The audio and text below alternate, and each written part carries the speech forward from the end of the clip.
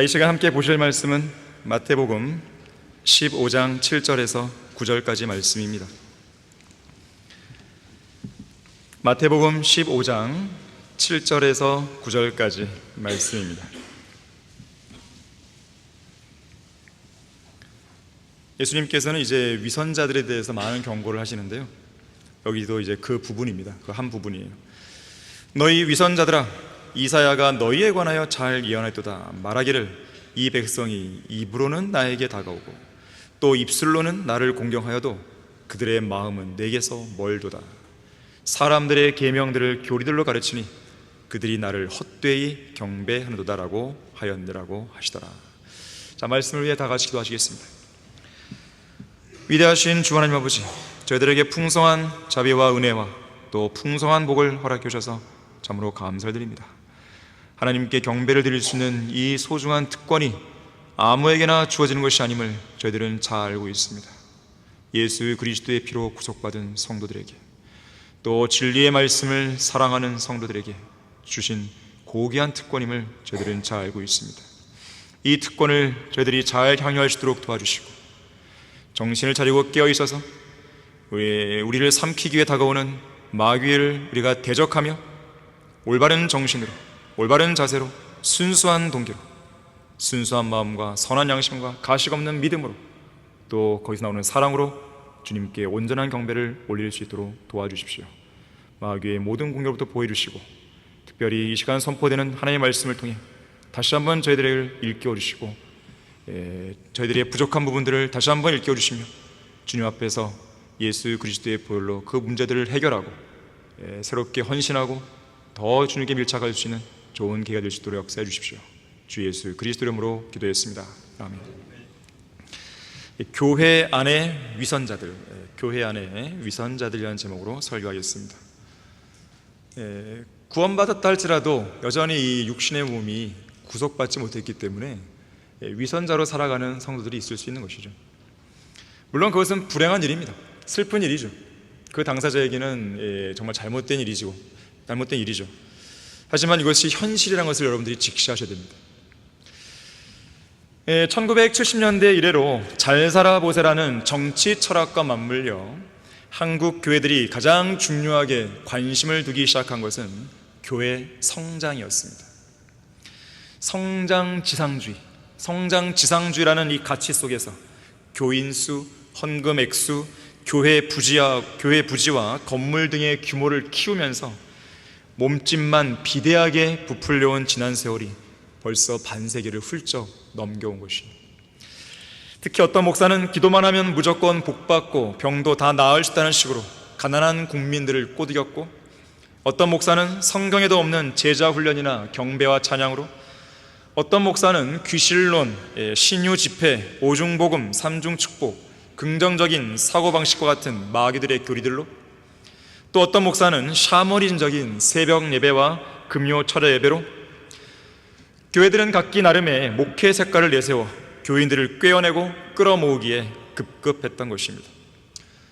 결국 이들은 교회 성장이라는 패러다임에 갇혀서 정작 교회가 해야 할 중요한 임무들, 예를 들면 최종 권위인 올바른 성경을 지키는 일, 복음과 진리를 전파하는 사역, 하나님의 일꾼들을 양성하는 일, 성경적인 성별, 예수 그리스도의 재림에 대한 소망과 참된 선교 사역 등 성경적 기독교의 그 본질적인 가치들을 헌신짝처럼 내던져 버린 거예요. 오직 성장, 이것만 그들의 머릿속에 있는 거예요. 오늘날 이 나라 교회들과 교인들을 망친 장본인은 누구인가? 아이러니하게도 교회의 강단을 차지하고 있는 목사들입니다. 이들 대부분은 하나님의 부르심을 받은 적이 없습니다. 그저 정규 신학교를 졸업한 후에 목사고시에 합격한 이력과 학위증만 내세워서 자칭 목사 행세를 하고 있을 뿐입니다. 자신이 구원받았다고 하는 제대로 된 간증이 없고, 올바르게 보존된 성경이 그들의 손에 없으며, 성경적으로 설교하고 가르칠 수도 없는 무자격 목사들이 제멋대로 교회를 해보겠다고 나서서 강단을 차지해버린 것이죠. 그 결과 어떤 일이 벌어졌습니까? 저주받을 이단 교리들과 비성경적인 실행들만이 대거 양산된 것입니다. 거짓 선자들과도 같은 이들, 가짜 목사들. 자, 이들은 겉으로는 양의 옷을 입고 나오지만 속으로는 약탈하는 일들입니다. 권력과 탐욕을 추구하여 무지한 교인들을 갖가지 명목이 붙은 헌금 봉투로 사람들을 착취하고 있는 것입니다. 그들은 비성경적인 열매들을 맺는 나쁜 나무들이고 수많은 소경들을 멸망의 구덩이로 인도하는 눈먼 안내자들이고 악한 마음에서 악한 것들만 쏟아내는 독사들의 세대인 것이죠. 마치 예수님의 초림 당시 천국 앞을 가로막고 서서 자기들도 천국으로 들어가지 않을 뿐 아니라 천국으로 들어가려 하는 사람들도 들어가지 못하게 했던 서기관과 바리새인 같은 위선자들인 것입니다. 사탄은 이런 위선자들을 이용하는 거예요.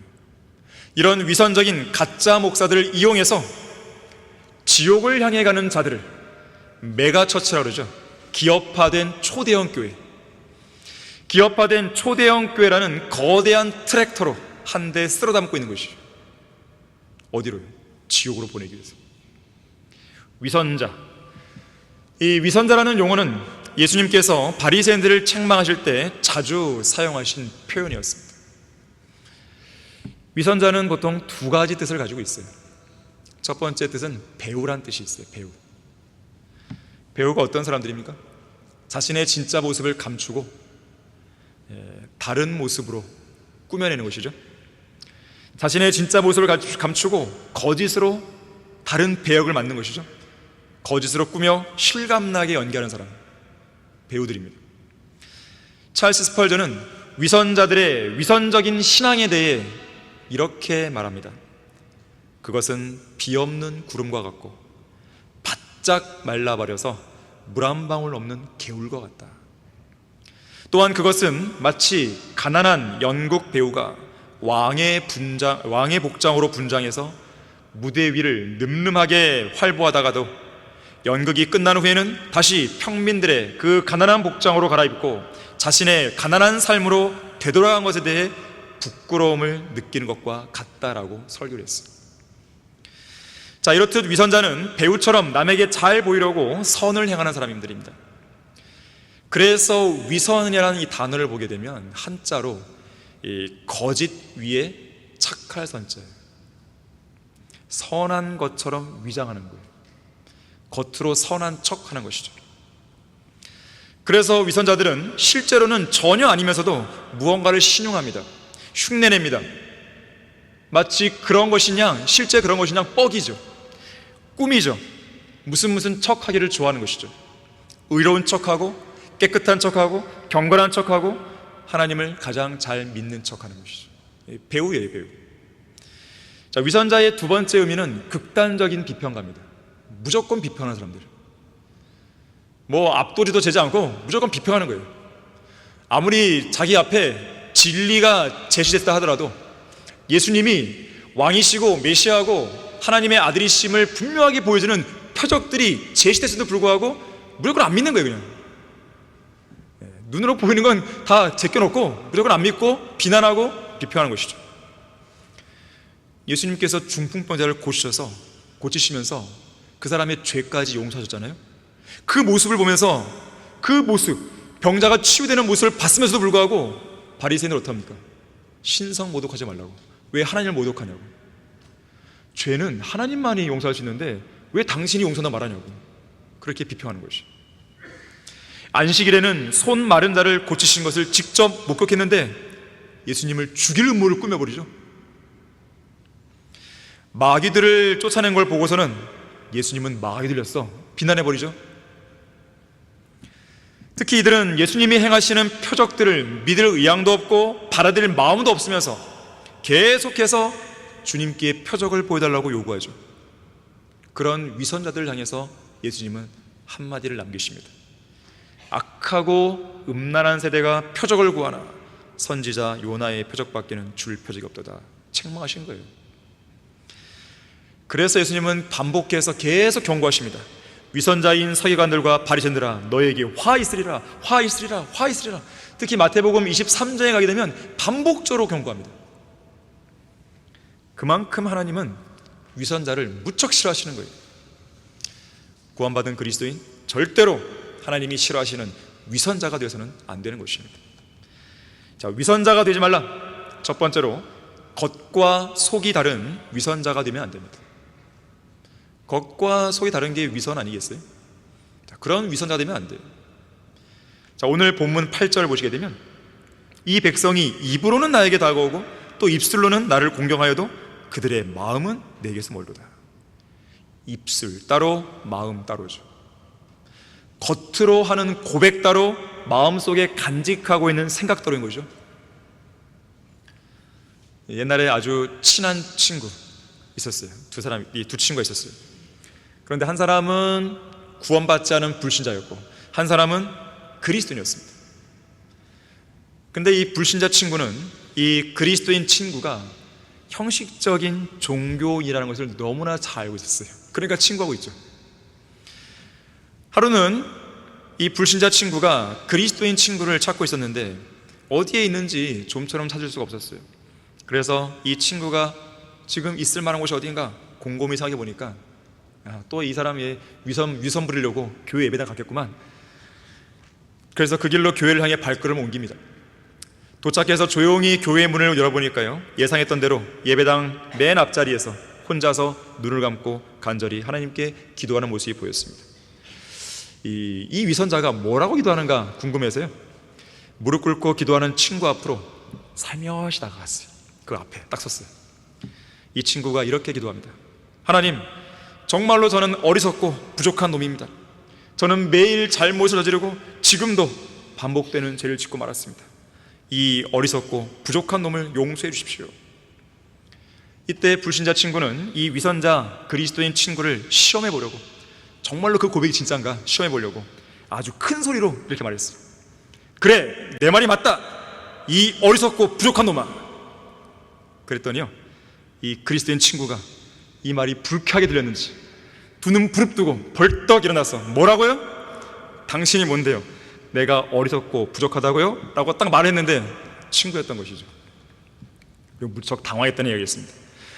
자, 이 위선자 그리스도인은요, 입술로는 자기가 어리석고 부족한 사람이라고 하나님께 고백했는데 그 마음은 아닌 거죠. 겉과 속이 다른 것이죠. 여러분이 주일 오전에 특히 이제 헌신하러 나오잖아요. 여러분이 무엇이라고 고백하는지 그것은 하나님과 여러분 자신만 아는 것이죠. 과연 그러한 고백이 여러분의 마음속과 일치하냐 이거예요. 일치한 사람만이 그것이 행동으로 나오겠죠. 열매가 나오겠죠. 생활에 변화가 생기겠죠. 하지만 여전히 똑같다. 계속 여기서 헌신하고 자백하고 헌신을 계속 하는데 뭘 하겠다고 했는데 여전히 변화가 없다. 그건 결국 겉과 속이 다른 자신의 모습을 투영해 주고 있는 것 뿐입니다. 마태복음 23장 25절에서는 위선자들을 향해서 이렇게 말씀하죠. 너희가 잔과 접시의 겉은 깨끗하게 하나 속은 약탈과 방탕으로 가득 차 있다고 말씀합니다. 바리새인 같은 위선자들은 남들에게 잘 보이려고, 마치 자기들은 경건한 사람인 것처럼 보이려고 손이나 잔, 접시 등 겉을 깨끗하게 닦는 데만 혈안이 되어 있습니다. 하지만 그 속은 탐욕과 악독이 가득 차 있는 거예요. 마치 회칠한 무덤 같은 거죠. 겉으로는 아름답게 보입니다. 하지만 속에는 죽은 사람들의 뼈와 모든 더러운 것들, 썩은 시체로 가득 차 있는 것이죠. 그래서 사람들이 지금 무덤을 보고 있으면서도 이것이 무덤인가 아닌가 헷갈려하는 것이죠. 너무 겉이 화려하니까. 마태복음 23장 27절에서 이렇게 말씀합니다. 위선자인 서기관들과 바리새인들아, 너희에게 화 있으리라. 이는 너희가 회칠한 무덤들과 같음이라. 그것들은 실로 겉으로는 아름답게 보이나 안에는 죽은 사람의 뼈와 모든 더러운 것으로 가득 차 있도다. 누가복음 11장 44절도 위선자인 서기관들과 바리새인들아, 너희들에게 화 있으리라. 이는 너희는 보이지 않는 무덤 같아서 그 위를 밟고 다니는 사람들이 무덤인 줄 알지 못하기 때문이라고 하시니라. 지금 무덤 위를 지나고 있는데 이게 무덤인지 모르고 가는 거예요. 그냥 너무나 위선을 잘 부린 거죠. 자, 지금 예수님은 이 바리새인들이여, 너희들은 겉만 깨끗할 뿐 속은 아주 더럽고 사악하고 죽은 것들 뿐이구나, 이렇게 책망하시는 겁니다. 당대의 바리새인들이 그랬습니다. 종교적이고 형식적인 의로, 하나님의 의가 아니죠. 종교적이고 형식적인 의로 화려하게 꾸미고 있지만 그들 속에는 자기들의 메시아이신 예수님을 죽이고 싶은 생각으로 가득 차 있을 만큼 악독으로 가득 차 있었던 사람들인 것이죠. 하지만 하나님은 사람의 겉을 만들었을 뿐 아니라 사람의 속도 만드신 분이기 때문에 무언가를 깨끗하게 하려면 겉은 물론 이 속부터 깨끗하게 해야 하는 것이 정상적인 수순입니다. 여러분, 결코 여러분의 겉을 그럴듯하게 보이려고 치장하는 데에 치중하시면 안 됩니다. 여러분의 속을 먼저 들여다보셔야 돼요. 많은 사람들이 자기들의 열매를 자랑하려고요, 이파리만 만작거려. 그냥 잎이 무성한 것만 보여준단 말이에요. 정작 중요한 거는 그 뿌리예요. 뿌리가 깊게 그 토양에 내려졌냐 이거예요. 흙이 바뀌어야 되는 것이에요. 농약을 뿌리고 걸리로 닦아주고 그렇게 한다고 해서 그 나무가 잘 자라는 게 아니에요. 뭐 당분간은 깨끗하겠죠, 먼지도 떨어졌으니까. 하지만 뿌리가 달라져야 돼요. 뿌리가 바뀌려면 토양이 바뀌어야 됩니다. 여러분의 믿음의 뿌리가 튼튼해지려면 여러분의 마음의 토양이 바뀌어야 되는 거예요. 그래야 진정한 변화가 생기는 겁니다. 여러분 자신을 막 억지로 변화시키려 하지 마세요. 여러분이 말씀과 기도 가운데 진지하게 주님께 다가서고 밀착하면, 또 주님께서 명령하신 것을 행하면 그냥 변화됩니다. 그냥 누가 뭐라 그래도 자연스럽게 바뀌는 거예요. 자연스럽게 열매가 나오는 겁니다. 속을 바꿔야 돼요. 근본적인 토양을 변화시켜야 됩니다. 경건의 모양이 중요한 게 아니라 경건의 능력이 필요한 것입니다. 17세기 영국의 정치가였던 올리버 크로멜이 있습니다. 올리버 크로멜은 자신의 초상화를 후세에 남기기 위해서 당대 최고의 미술가를 고용한 적이 있었습니다. 그런데 이 당시 크로멜의 얼굴에는요, 흠이 하나 있었어요. 아주 큼지막한 사마귀가 하나 있었다 그래요. 그런 당시에 이 유명 인사들의 초상화를 그릴 때는 이런 사마귀나 흠결이 되는 거라든가 흉터라든 것, 이런 걸 다 없애고 그린다 그래요. 오히려 실물보다 더 잘생기게 그리는 것이 당시의 관례였습니다. 이 화가도 당대의 관례에 따라서 크로멜의 초상화를 그리면서 얼굴에 있는 사마귀를 의도적으로 뺐어요. 하지만 이것을 알게 된 크로멜은 크게 화를 내면서 이렇게 지시했다 그러죠. 사마귀도 크로멜의 일부이니 반드시 사마귀도 그려 넣으시오. 위선을 싫어했다는 것입니다. 여러분, 있는 그대로의 모습으로 주님 앞에 나아오셔야 됩니다. 있는 그대로의 모습으로 성도들 앞에 서 있으면 되는 것이에요. 겉과 속이 일치해야 돼요. 물론 겉으로 더러운 것들을 보여주기 싫다면 속을 먼저 바꾸십시오. 겉만 바꾸고 속은 안 바꾸고, 그것이 바로 위선이에요. 성경은 우리가 살고 있는 교회 시대의 마지막 날들에 아주 어려운 때가 온다고 하면서 경건의 모양은 있어도 경건의 능력이 없는 위선자들이 사방에서 득실을 거실 거라고 주의를 주고 있습니다. 실제로 이 시대에는 경건의 능력을 갖춘 진짜 성도를 찾아보기 어려워요. 성경대로 있는 교회가 아니고서는 그런 사람들을 찾아보기가 어렵습니다. 그야말로 매끈하게 잘 차려입은 신사처럼 경건의 모양을 갖춘 사람은 많습니다. 그들은 어디에 내놓아도 손색이 없을 만큼 외적으로는 아주 거룩한 그리스도인처럼 보이는 것이죠. 하지만 그런 사람들에게는 어떠한 경건의 능력이 나타나지가 않아요. 대형 교회들 보세요. 그들이 구령하는지 보세요. 왜 그들은 많은 숫자를 가지고 우리처럼 이렇게 구령 못하냐 이거예요. 왜 그들은 복음을 못 전하는 겁니까? 경건의 능력이 없기 때문에 그런 거예요. 경건의 모양만 있는 것이죠. 우리는 부요하고 부족한 것이 없다, 우리 교회 건물을 보십시오, 우리 교회 교인 수를 보십시오, 그렇게 말은 하지만 정작 그들은 아무 일도 못하잖아요. 주님을 위해서. 우리처럼 월간지를 쓰나요? 그날의 양식 글을 쓰나요? 복음을 전하나요? 연수원 같은 거 살 수 있나요? 신학교 같은 거 살 수 있나요? 못하잖아요. 못하잖아요. 왜 못할까요? 경건의 눈이 없기 때문에 그런 것입니다. 자, 우리는 열매를 보고 판단합니다. 그 사람들이 아무리 화려한 말을 하고 화려한 언변을 구사할지라도 그건 의미가 없어요. 입 다물고 너의 행동으로 보여줘. 그게 필요한 거예요. 진정한 성도는요, 행동으로 보여주는 사람이에요. 열매를 통해 보여주는 사람이에요. 말이 필요 없습니다. 말이 필요 없어요. 위선자가 되지 말라. 두 번째로, 오늘 본문 9절에서 보듯이 하나님께 헛된 경배를 드리는 위선자가 되면 안 됩니다. 헛된 경배를 드리는 위선자가 되면 안 돼요. 이 멕시코에는요, 여러 부족들로 구성된 인디언들이 있습니다.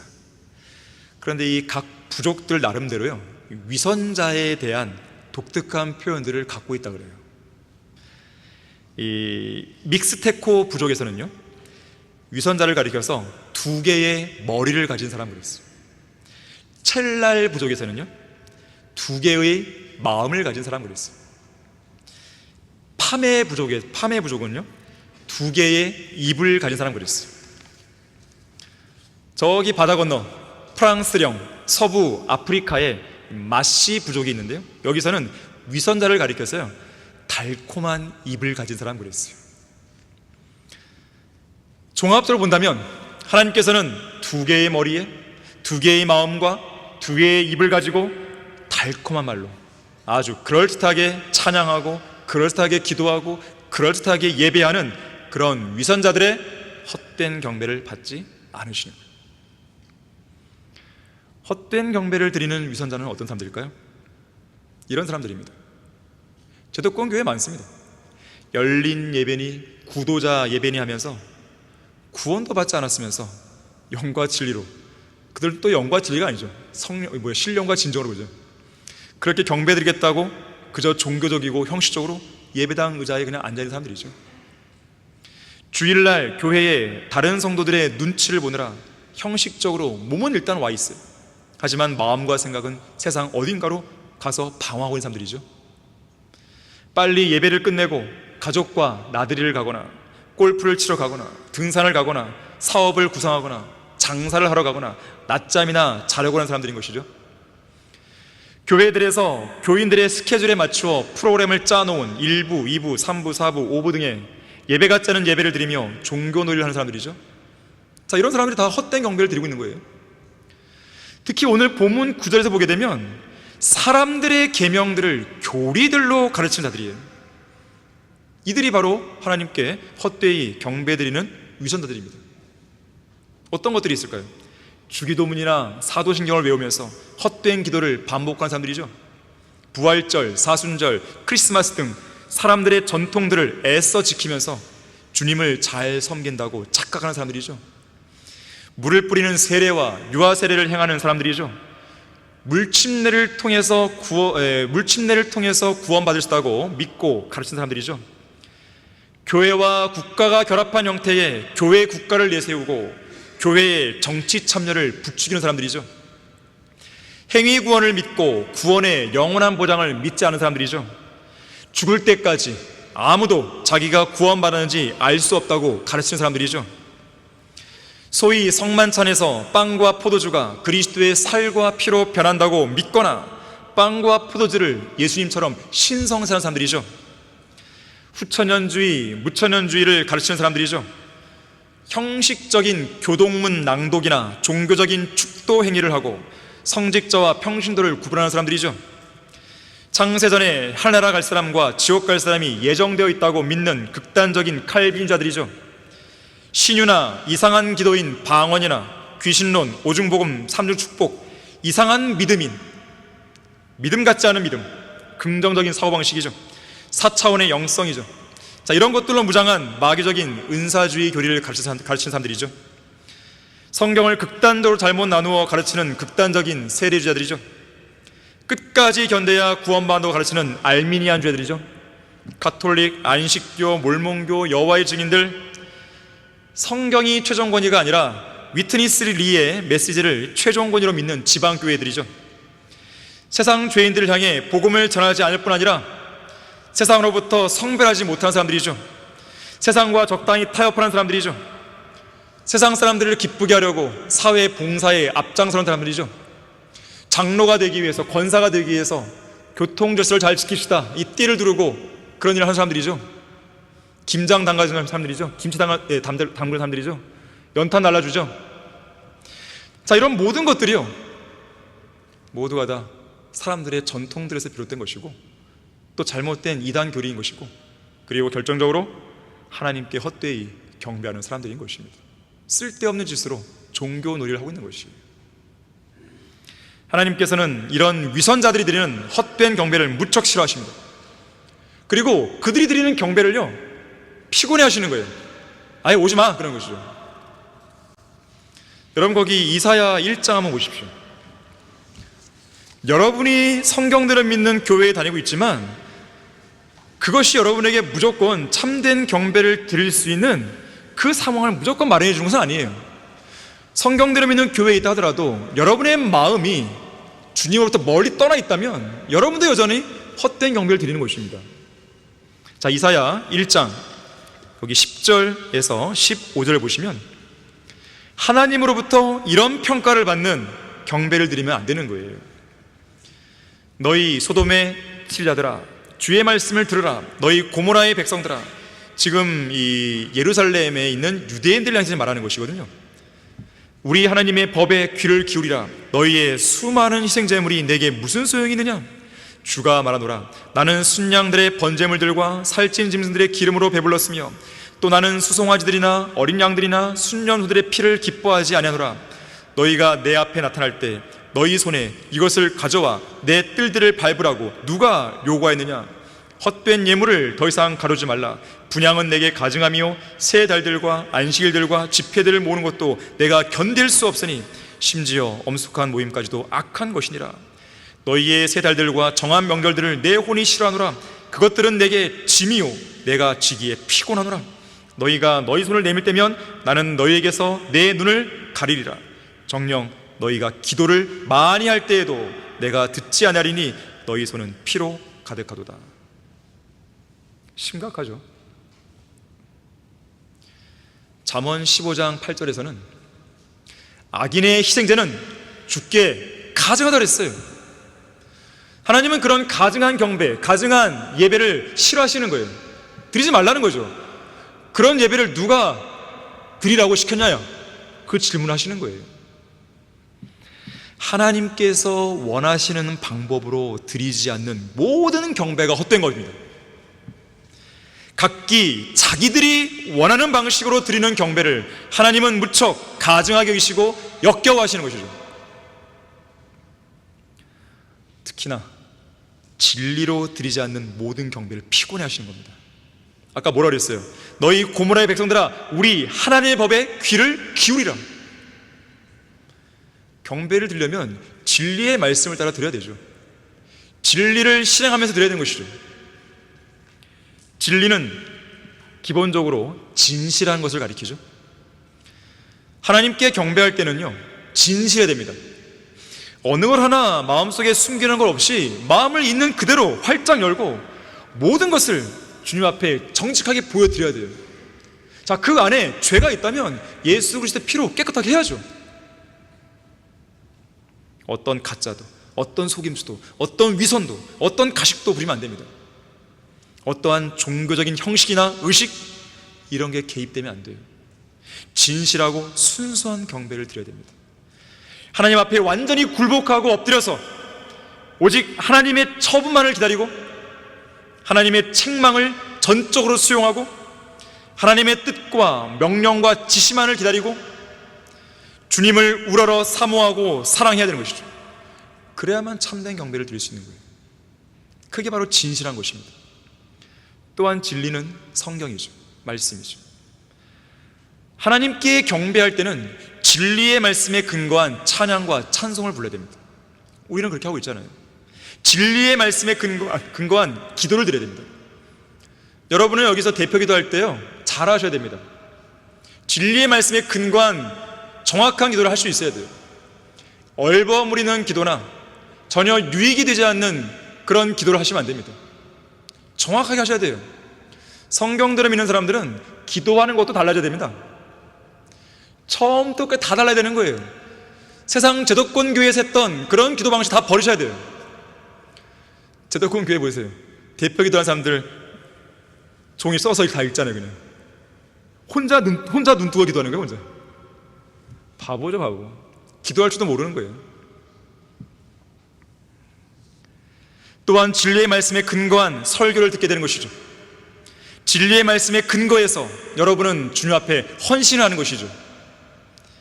자, 그렇게 본다면 변개된 성서들로는 올바른 경배를 드릴 수 없습니다. 변개된 성서들을 갖고 있는 교회들은 지금도 헛된 경배를 드리고 있는 거예요. 하나님께서 기뻐하시고 인정하시는 경배를 그들은 드리지 못하는 겁니다. 8만 개의 교회가 있다고 해서 8만 개의 교회. 이 8만 개라는 숫자는 우리나라 치킨집 숫자예요. 치킨집 숫자만큼이나 교회 수가 많은 거예요. 그래도 치킨집은 맛있는 치킨이나 배달되죠. 이런 세상 교회는 어떻습니까? 뭐 먹을 게 없죠. 먹을 게 뭐 양식이 될 만한 게 있어야죠. 위선자가 되지 말라. 세 번째로, 자기 자신의 흠과 잘못은 전혀 보지 못하고 다른 사람의 흠과 잘못은 너무나 잘 보는 위선자가 되면 안 됩니다. 다 같이 누가복음 6장 41절 42절을 보겠습니다. 누가복음 6장 41절 42절 보시면, 어찌하여 너는 내 형제의 눈 속에 있는 티는 보면서 내 자신의 눈 속에 있는 들보는 깨닫지 못하느냐? 들보가 더 잘 보여야 되는데 티가 더 잘 보이는 거예요. 내가 내 자신의 눈 속에 있는 들보는 보지 못하면서 어떻게 내 형제에게 형제여 내가 내 눈 속에 티를 빼내주겠노라고 말할 수 있느냐? 위선자여, 먼저 내 자신의 눈에서 들보를 뽑아내라. 그러면 내가 명확히 보고서 내 형제의 눈 속에 있는 티를 빼내리라. 자, 이것은 이런 말씀입니다. 교회 안에서 다른 지체들을 비평하고 꾸짖기에 앞서서 자기 안에 있는 죄들과 문제들에 대해서 더욱 더 유념하라는 뜻입니다. 그리고 그것을 먼저 처리하라는 뜻이에요. 누구든지 자기만이 안고 있는 잘못들과 결점들과 문제들이 있기 때문에 그저 별것도 아닌 일에 트집이나 잡으면서 작은 일들에 연연하는 죄를 짓지 말라는 겁니다. 자기 눈 안에 커다란 들보가 있다는 것은 깨닫지 못하면서 다른 형제들의 눈 속에 있는 조그마한 티를 빼내주겠다고 나서는 경솔하고 위선적인 행동, 그것을 버리라는 것이에요. 이것은 초림 당시에 바리새인들이 자주 했던 것이에요. 그래서 예수님은 마태복음 23장 24절에서 너희 눈먼 안내자들아, 너희가 하루살이는 걸러내고 낙타는 삼키는구나. 그들의 소화 능력은 대단해요. 낙타라는 걸 삼켜버려요. 쉽지도 않고. 바리새인들은 중요한 문제들은 유념하지 않고요, 하루살이를 걸러내는 일 같은 사소한 일들에만 막 집착합니다. 그러면서 무죄한 사람들 막 정죄하고 비난하고 꾸짖고 책망하는 것이죠. 예수님이 병자를 안식일에 치유했더니 왜 안식일 했냐고 막 그러잖아요. 성전에 바치는 돈이라는 이유로 부모를 공경하지 않아도 돼, 막 이렇게 자기 마음대로 사람들의 계명을 따르죠. 이들은 하루살이는 걸러내고 낙타의 혹, 낙타 등에 있는 그 혹, 낙타의 발굽, 낙타의 꼬리 한 번에 꿀꺽 삼키는 사람들이. 자, 각 사람은요, 각 성도는 다른 성도의 일보다도 먼저 자신의 일을 살필 수 있어야 됩니다. 자기 안에 하나님을 불쾌하게 해드리고 하나님을 분노하게 만든 그런 일은 없는지, 교회 안에 형제 자매들 앞에 거치는 것이나 방해물을 내가 놓지는 않았는지 돌아봐야 돼요. 자신의 생활 속에 구령의 열매와 성령의 열매가 풍성히 맺히고 있는지 먼저 돌아보세요. 자신이 정말로 하나님을 첫째로 사랑하고 지체들을 진심으로 사랑하면서 지체들을 위해 진정으로 기도해주고 있는지, 자신의 믿음과 지식이 잘 성장하고 있는지, 지체들의 연약한 마음과 양심에 상처를 주고 있지 않은지, 자신의 말과 행동 중에서 시기와 다툼과 분열을 획책하는 그런 요소는 없는지 돌아보시라는 거예요. 스스로를. 어떻게 돌아볼까요? 말씀의 거울을 통해서 하는 겁니다. 말씀의 거울을 통해서. 말씀의 거울을 통해 자신을 볼 때는 객관적이고 냉정해야 됩니다. 봐주기 없어요. 다른 사람들에 대해서는 관대해도 돼요. 하지만 여러분 스스로에는 관대하지 마세요. 거울아 거울아, 누가 이 세상에서 가장 신실하지? 가장 성별하지? 강자 성별되어 있지? 누가 가장 훌륭한 그리스도인이지? 네, 바로 당신입니다. 그 거울은 다 깨트려버려야 돼요. 거울아 거울아, 그렇다면 누가 이 세상에서 가장 신실하지 않고 가장 성별되지 못하고 가장 훌륭하지 않은 그리스도인이지? 그래서 가장 훌륭한 내가 누구를 책망해야 되고 누구를 바로잡아주고 누구 위에 내가 올라서서 그들을 이끌어줘야 되지? 네, 바로 옆에 있는 지체들입니다. 교회 안에 당신보다 더 나은 사람은 없습니다. 그렇지? 자, 그런 거울을 갖고 있다면 당장 깨트려버려야 돼요. 그거는 자기 사랑과 자기 연민에만 사로잡혀 있는 왜곡된 거울이에요. 지금 성도들 가운데는요, 자기에게 제대로 인사 안 한 것에 대해서 상당히 큰 상처를 받고 쓴뿌리를 갖는 사람들이 있어요. 어떤 성도가 자기에게 한 어떤 말에 대해서 상당한 불쾌감을 표시하면서 며칠 밤을 불면증에 시달리는 사람도 있습니다. 자신도 실수로 인사 안 하고 그런 경우가 많고, 자신도 말에 실수가 있음에도 불구하고 그렇게 하는 것이죠. 위선이죠. 어떤 성도는 용어 문제 하나 때문에 상당한 집착을 보여요. 쓸데없는 집착을 부리는 거죠. 어떤 성도는 이렇게 말해요. 하나님께 영광을 돌려드린다가 맞아요? 하나님께 영광을 돌리다가 맞아요? 국어 문법의 국문법에 의하면 돌려드린다 말은 틀리거든요. 그 얘기를 하는 것이죠. 돌린다가 맞습니다. 또 이런 사람이 있어요. 하나님께서 축복하시다가 맞아요? 하나님께서 복을 주시다가 맞아요? 복을 주는 거죠. 축복은 복을 비는 거잖아요. 빌 축자. 이거는 이제 사람들이 서로 간에 이제 축복하는 거죠. 아니, 사실 뭐 어떤 걸 써도 괜찮아요. 사실은. 근데 이것이 올바른 표현하고 목소리를 높이는 거죠. 높이면서 그걸 왜 높이는데 복음을 전파하기 위해서 목소리를 안 높이는 거죠. 위선이죠. 하루살이는 걸러내고 낙태는 삼켜버리는 거죠. 복음을 전파하기 더 중요해요? 아니면 이 표현을 잡는 게 더 중요합니까? 복음을 전파하기 더 중요하죠. 어떤 성도는요, 예배 때 드리는 특송순 있잖아요.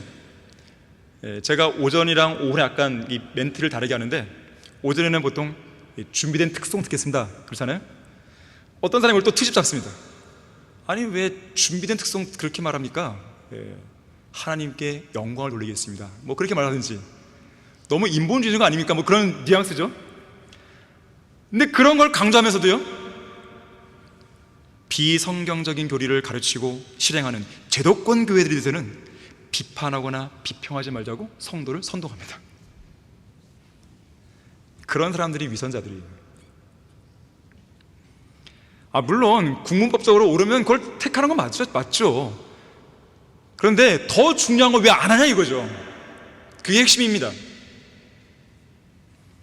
특히 위선자들은 수군거리기를 좋아하죠. 수군거리는 자들의 가장 큰 특징은 교만이라는 걸 기억하셔야 돼요. 그래서 이들은 자신이 가장 옳아요. 가장 잘 알아요. 자신의 생각이 항상 옳아요. 자신의 행동이 항상 의로워요. 자신이 가장 기도를 많이 했어요. 자신이 가장 성경을 많이 읽었어요. 자신이 가장 많이 신앙적인 경험을 했다는 그야말로 착각의 방에 사로잡혀 있는 거예요. 갇혀 있는 것입니다. 자기가 틀릴 수 있다는 걸 알아야 돼요. 자기에게 옳게 보이는 길이라 할지라도 어떤 길은 죽음의 길도 있다고 했잖아요, 성경에서. 또한 위선자들은요, 하나님께 자신의 죄와 잘못에 대해서는 용서를 구해도 정작 자기 자신은 다른 사람들의 죄와 잘못에 대해서는 용서를 안 합니다. 이건 뭐죠? 위선이죠. 위선자들은 자기들의 잘하는 부분에 대해서는 아무리 작은 거라도 크게 포장하거나 과장합니다. 하지만 자기들이 잘못하는 부분은 아무리 큰 것도 축소시켜버리죠. 위선자죠. 여러분은 그런 위선자가 되면 안 됩니다. 위선자가 되지 말라. 마지막 네 번째로, 가면을 쓰고 가장하며 흉내내는 그런 위선자 되면 안 됩니다. 그리스도인은 흉내내는 사람들이 아닙니다. 예수 그리스도를 온전히 따르는 사람들이지 흉내내는 게 아니에요. 모방하는 게 아닙니다. 모방이나 흉내는 마귀가 잘하는 것이고, 그것이 바로 경건의 모양이에요. 자, 고린도 후서 11장 한번 펴보십시오.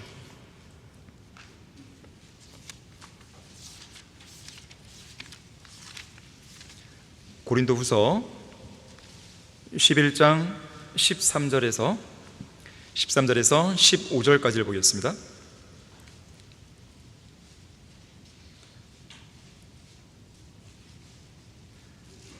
그러한 자들은 거짓 사도들이요 기만하는 일꾼들이요, 속인다는 거죠. 자신들을 그리스도의 사도들로 가장하는 자들이라. 이것은 놀랄 일이 아니니 이는 사탄도 자신을 빛의 천사로 가장하기 때문이라. 사탄은 빛이 아닌데 빛으로 가장하죠. 사탄은 천사가 아니죠. 그룹이죠. 그런데 천사로 가장하죠. 그러므로 사탄의 종들이 의의 종으로 가장한다 하더라도 큰일이 아니니라. 그들의 종말은 그들의 행위대로 될 것이니라. 이런 모습은 비일비재하는 뜻입니다. 지금 이 세 구절에 가장 세 번 나오죠. 가면 현상이라는 게 있어요. 가면 현상. 이 가면 현상, imposture phenomenon, 가면 현상. 이 imposture 그러면은 이제 다른 사람의 이름이나 다른 사람의 주소를 사칭하는 거예요. 다른 사람의 지식을 사칭하는 거예요. 다른 사람의 직업, 다른 사람의 명예를 도용하고 사칭하는 것을 가리키는 단어가 imposture입니다. 일종의 사기꾼이죠. 좀 더 나아가면 일종의 가면이죠. 가면. phenomenon, 현상이죠. 현상. 그래서 가면 현상이에요. 이 가면 현상은 이런 겁니다. 아무것도 못하면서 할 수 있는 것처럼 행동합니다. 잘 아는 것도 없으면서 대단히 잘 아는 것처럼 가식을 부려요. 자세히 알고 보면 이렇다 할 만큼 가진 게 아무것도 없고 실상은 너무나 부끄럽기 짝이 없는데도 마치 대단한 존재인 양 행동하는 것이죠. 그리고 자기 게 아니라 다른 사람의 소유, 다른 사람의 돈, 다른 사람의 능력, 다른 사람의 지식을 가지고 마치 자기 것인 양 착각하며 흉내내는 현상을 바로 가면 현상이에요. 마귀꾼 들어봤어요? 마귀꾼? 마귀가 아니라 마귀꾼. 마스크의 그 마하고 사기꾼의 사예요. 그래서 사람들이 하도 마스크를 쓰고 한 2년 정도 있었잖아요. 그래서 마스크를 쓴 모습과 마스크를 안 쓴 모습을 딱 비교한 거예요. 사람들이 깜짝 놀라는 거죠. 여기까지는 잘생겼는데 딱 벗으니까 마귀꾼, 그 얘가 있다 그래요. 가면 현상 똑같아요. 비슷해요. 그런 흉내내기를 좋아하는 사람들, 이런 사람들은 가면을 여러 겹 쓰는 거죠. 한 겹, 두 겹, 세 겹, 심지어 10겹까지. 심지어 어떤 사람은요, 이번에 이걸 썼다가 다음번에 이걸 쓰고 바꿔 쓰죠. 언젠가 하나님은 반드시 그런 위선자들의 가면을 벗기시는 거예요. 하나님을 속이려 하지 마세요. 사람들을 속일 수 있어요. 그러나 하나님을 속일 수 없습니다. 반드시 그 사람의 죄를 드러내시는 거예요. 계속 속일 수 있겠지, 내가 입만 다물면 되겠지, 아니에요. 하나님은 반드시 드러내십니다. 그 대단한 착각을 하는 거예요. 바보 같은 사람이야, 바보 같은 사람. 자, 그런 흉내내기를 좋아하는 위선자들은 하나님께서 그들의 가면을 벗기시기 전에 하루속히 회개를 해야 됩니다. 17세기 청교도 목사 토마스 왓슨이라는 사람이 이렇게 말했어요. 한번 들어보세요. 회개는 위선자들에게 필요하다. 위선은 거룩한 성결을 위장하는 일이며 위선자는 도덕가들보다 한술 더 떠서 종교의 의상으로 몸치장한다. 그런 사람은 경건의 모양은 있어도 경건의 능력은 부인한다. 위선자는 아름다운 외관을 가진 집 같지만 그 안에 모든 방 안은 어둡다. 그는 겉에 아름답게 금박을 입힌 썩은 기둥이며 그럴듯한 신앙 고백의 가면 아래에 자신의 전염병 상처를 감춘다. 위선자는 얼굴에 화장하는 것은 반대하지만 거룩한 것처럼 꾸미는 화장은 지지한다. 위선자는 겉으로만 선하기 때문에 실제로는 악한 존재일 수 있다. 위선자는 그의 눈을 하늘나라에 고정시키고 사는 것 같지만 그의 마음은 불순한 육신의 정욕으로 가득 차 있다. 위선자는 그의 양심을 거슬러서 은밀한 죄 가운데 살아간다. 들키지 말지어다. 그의 11번째 계명인 거예요. 위선자는 말씀을 듣지만 오로지 귀로만 들을 뿐이다. 마음으로는 안 듣는 거죠. 위선자는 교회 안에서 열심히 헌신하는 것 같지만 그래서 다른 성도들이 그런 그를 바라보며 칭찬도 하지만 그는 골방에서 드리는 기도를 등한시한다. 위선자는 겸손한 척하지만 세상에서 출세하기 위해 그렇게 하는 것이다. 또한 믿음의 사람처럼 행세하지만 그 믿음을 방패로 삼기보다 오히려 가면으로 이용한다.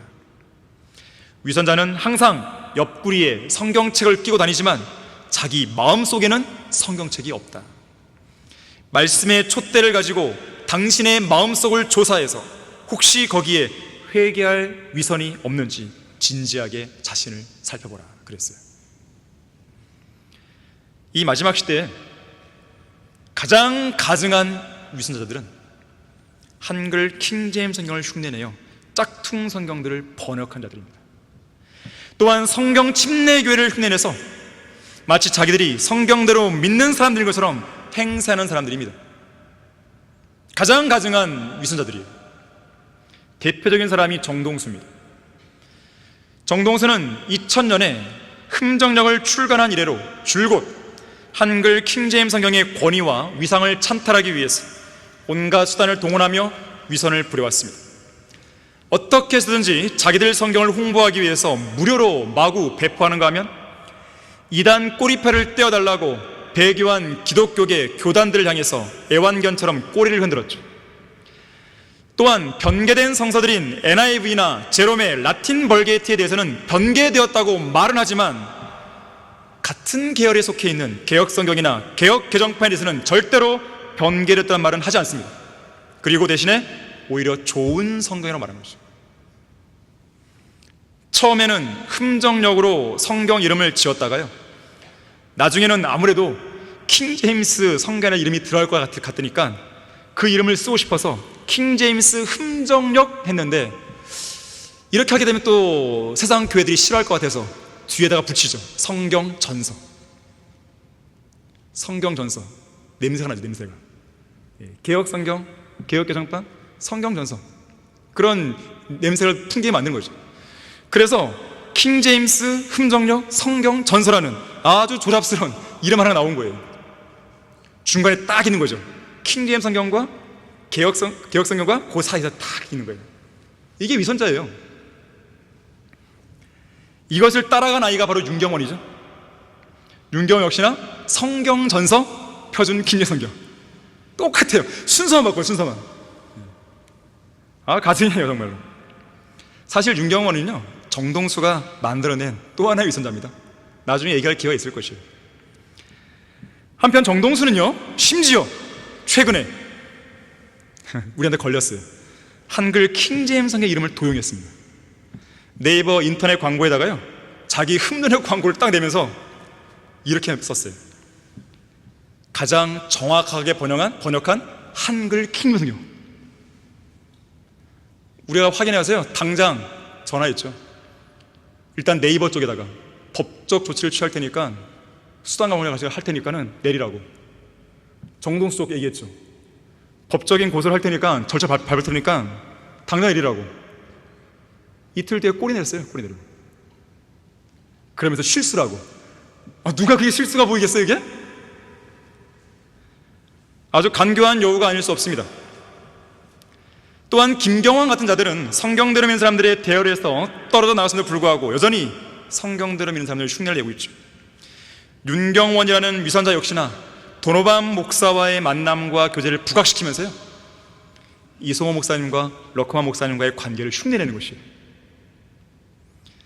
이 부분에서 여러분이 한 가지 분명하게 짚고 넘어갈 것은, 자, 이 땅에 성경대로 믿는 사람들이 태어날 수 있었던 것은 도노반이 아니에요.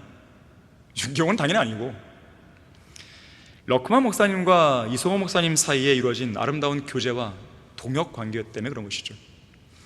이 부분에 관한 도노반 목사가 기여한 것은 거의 없습니다. 더욱이 그 당시 윤경원은 영적으로 태어나지도 않았어요. 다시 말하면 하나님께서 이송호 목사님을 들었지 않았다면 김경환이든 정동수든 박만수든 김영균이든 윤경원이든 그 누구라도 이 땅에서 그들의 명함을 내밀 수 없다는 뜻이에요. 또한 하나님께서 한글 킹제임스 성경을 이 나라 이 민족의 최종 권위로 번역 출간하지 않았다면 흠정역이든 권위역이든 근본역이든 표준역이든 그런 짝퉁들은 이 땅에 등장조차 못했을 것입니다. 그걸 여러분이 아셔야 돼요. 가증한 위선자들이에요. 결론을 맺겠습니다. 19세기 프랑스의 소설가 발자크는요, 인간 군상이라고 그러고요. 인간 군상. 이게 뭐냐면 보통 이제 미술 회화나 조각 작품에서 여러 인물들이 있잖아요. 여러 인물들을 하나의 주제 아래서 표현하는 거예요. 하나의 주제 아래서 여러 인물들을 이제 등장시켜서 표현하는 거거든요. 이걸 그래서 인간 군상 그래요. 근데 이 발자크는 소설가니까요, 어떤 뭐 미술을 뭐 그림을 그리는 게 아니라 글로써 인간 군상에 관한 작품들을 써냅니다. 소설을 쓰는 것이에요. 그래서 인간 군상을 생생한 사진처럼 아주 문학적인 글로 표현해낸 문학적 초상화가로 불렸어요. 문학적 초상화가. 하지만 이 발자크의 얼굴 생김새가요, 좀 못생겼다 그래요. 주먹코, 이중턱.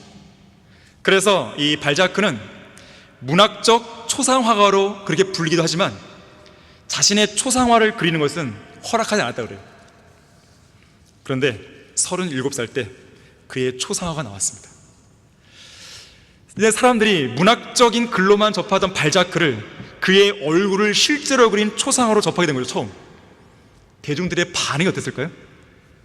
특히 여성 대중들은 충격에 빠집니다. 여성들의 머릿속에 그려뒀던 문학적 초상화가, 그 이미지가 너무 딴판인 거예요. 그래서 한 여성 잡지에서는요, 이렇게 탄식했다 그래요. 아, 우리의 환상이 깨지는구나. 제발 우리의 발자크를 돌려주시오. 어쩌면 우리 가운데 가면이 벗겨지는 순간 충격을 넘어 공포를 안겨줄 그런 지체들이 있을지 모르겠습니다. 그날이 오기 전에 빨리 회개하시고 가면을 벗어야 돼요. 한 번은 D.L. 무디가 교회에 대해 상당히 반감을 갖고 있던 어느 불신자에게 복음을 전하고 있었습니다. 그 불신자는 빈정거리며 무디에게 말합니다. 제 자신을 위해서라면 교회에 나가겠어요. 하지만 말과 행실이 전혀 다른 많은 위선자들이 교회 생활을 하고 있는 이상 교회에 나오고 싶지 않습니다. 저는 그 위선자들이 꼴도 보기 싫거든요. 그러자 무디가 아주 현명하게 이렇게 말했다 그래요. 맞습니다. 교회 안에도 꼴도 보기 싫은 위선자들이 많이 있습니다. 예수님의 12제자 중에도 유다 이스카리ot이라는 위선자가 있었습니다. 하지만 나머지 11제자는 그렇지 않다는 것을 당신도 잘 알 겁니다. 그리고 그 위선자들은 아무리 교회에 열심히 다닌다 해도 하늘나라에 들어가지 못합니다. 하나님께서는 모든 것을 아시는 분이니까요. 그들은 분명 지옥으로 가게 될 것입니다. 아울러 당신도 예수님을 믿지 않으면 지옥에 갈 겁니다. 그러면 당신은 지옥에 영원히 꺼지지 않는 불길 속에서 당신이 그렇게 꼴도 보기 싫어한 위선자들과 영원히 함께 살게 될 것입니다. 당신이 구원받고 교회에 나온다면 그 위선자들은 만나는 기간이 잠시뿐이겠지만 계속 구원받지 않고 교회에 나오기를 거부한다면 그들과 만나는 기간은 영원할 것입니다. 특히 당신이 구원받아서 저 하늘나라에 가게 되면 거기에는 위선자가 하나도 없습니다. 이 얼마나 행복한 삶이 되겠습니까? 당신이 정말로 위선자들을 증오하는 사람이고 정말로 그런 위선자들과 함께 살기를 원치 않는다면 지금 바로 구원받으십시오. 그래서 구원받았다 그래요. 자, 위선자가 되지 마십시오. 특히 구원받지 않은 위선자들에게는 심판과 지옥의 불길이 예정되어 있다는 것을 유념하십시오. 또한 성경은 위선자의 소망이 사라질 거라고 말씀합니다. 진창이 없는 골풀같이, 사막에서 자라려고 애를 쓰는 갈대같이, 시들어버리는 채소같이, 그리고 막대기나 빗자루만으로도 완전히 제거되는 거미줄처럼 위선자는 사라져버리는 것이요, 모든 종교적이고 형식적인 그리고 가식적인 위선을 버리고 순수한 마음과 정직하고 선한 양심과 가식 없는 믿음과 가식 없는 사랑으로 주 하나님을 진정으로 사랑하고 섬기는 여러분 모두 되기를 바라겠습니다. 자, 기도하겠습니다. 고마우신 아버지 하나님, 오후에도 아름다운 예배를 드리게 해주시고 또 우리의 마음을 강하게 찌르는 하나님의 말씀을 통해 일깨워 주셔서 감사드립니다. 우리 안에 있는 모든 종교적인 거품들을 다 제거해 주십시오. 예수 그리스도의 피와 하나님의 위대한 능력의 말씀과 성령 하나님의 도우심으로 그런 모든 것들을 다 제거하고 오늘 이 시간으로 참신한 마음으로 새 출발할 수 있도록 도와주십시오. 주 예수 그리스도 이름으로 기도했습니다. 아멘.